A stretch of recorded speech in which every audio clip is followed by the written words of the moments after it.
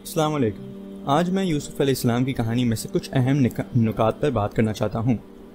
جب یوسف علیہ السلام نے 11 ستارے،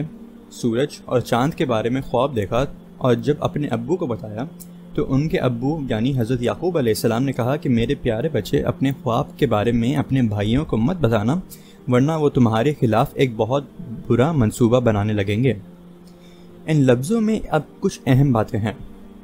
وہ خواب جو حضرت یوسف علیہ السلام نے دیکھا، اس کی تعبیر ان کے بھائی آسانی سے نہیں کر سکتے تھے، کیونکہ اس کی تعبیر کرنا مشکل تھا۔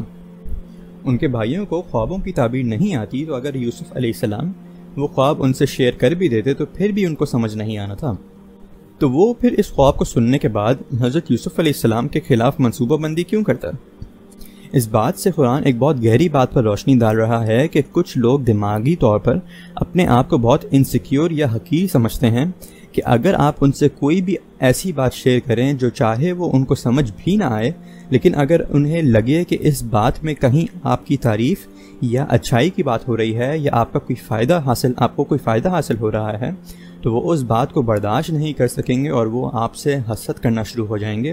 یا آپ کو نقصان پہنچانے کی نیت کر لیں گے۔ اس آیت سے ہم سیکھ رہے ہیں کہ ہمارے اندر جذباتی ذہنیت ہونی چاہیے اور اپنے ارد گرد لوگوں سے ہوشیار ہونا چاہیے، اور خاص کر کے اپنی فیملی میں ان لوگوں سے جو ہمارا بھلا نہ چاہتے ہوں۔ ان لوگوں کو اس بات کی بھنک بھی نہیں ہونی چاہیے کہ آپ خوش ہیں یا آپ کے ساتھ کچھ اچھا ہوا ہے، کیونکہ وہ یہ برداشت ہی نہیں کر سکیں گے اور وہ اس وجہ سے کافی برے کام بھی کر سکتے ہیں۔ ایک اور چیز جو ہم اس آیت میں سیکھ رہے ہیں کہ ہمیں اپنی فیملی کے قریب ہونا چاہیے اور ان سے محبت کرنی چاہیے، اور ہمارے دین میں سکھایا جاتا ہے کہ ایک دوسرے کو درگزر فرمائیں اور معاف کریں اور اپنی فیملی کے ساتھ قریب ہوں۔ لیکن ساتھ میں ہی قرآن ہمیں اس بات سے بھی آگاہ کر رہا ہے کہ فیملی کبھی کبھار ہمیں نقصان بھی پہنچا سکتی ہے، تو پھر ہمیں ان لوگوں کے ساتھ احتیاط رکھنی چاہیے اور اس بات کا سینس ہونا چاہیے کہ ان سے فاصلہ رکھنے کی ضرورت ہے۔ قرآن آپ سے یہ نہیں کہہ رہا کہ آپ اپنی فیملی سے لڑیں، لیکن قرآن آپ سے یہ بھی نہیں کہہ رہا کہ آپ بھولے بھالے سے ہوں۔ قرآن ہم سے چاہتا ہے کہ ہم سمجھدار ہوں، کیونکہ کچھ لوگ ہماری فیملی یا خاندان میں سے بھی ہمارے لیے اچھی نیت نہیں رکھتے اور ان سے ہم فاصلہ رکھنے میں کوئی حرج نہیں ہے۔ اسی طرح حضرت یعقوب علیہ السلام نے جب اپنے بیٹے یوسف علیہ السلام کو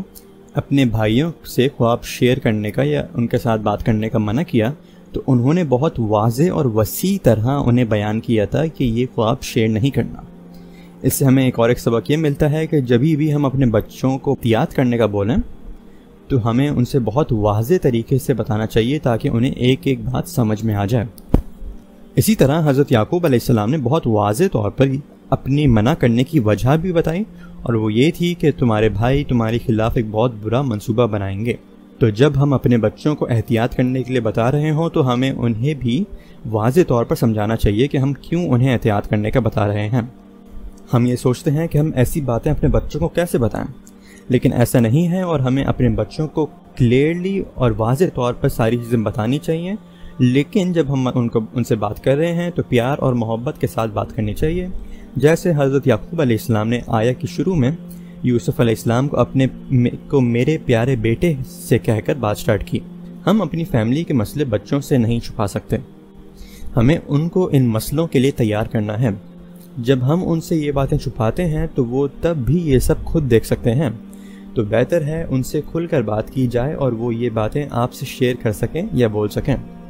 تو اس سے ہم یہ سیکھ رہے ہیں کہ ہم اپنے بچوں سے کیسے بات کریں اور ہم اس طرح کی سخت صورتحال سے کیسے نپٹیں۔ اللہ ہماری فیملیز کو اپنی حفاظت میں رکھے اور برے لوگوں کی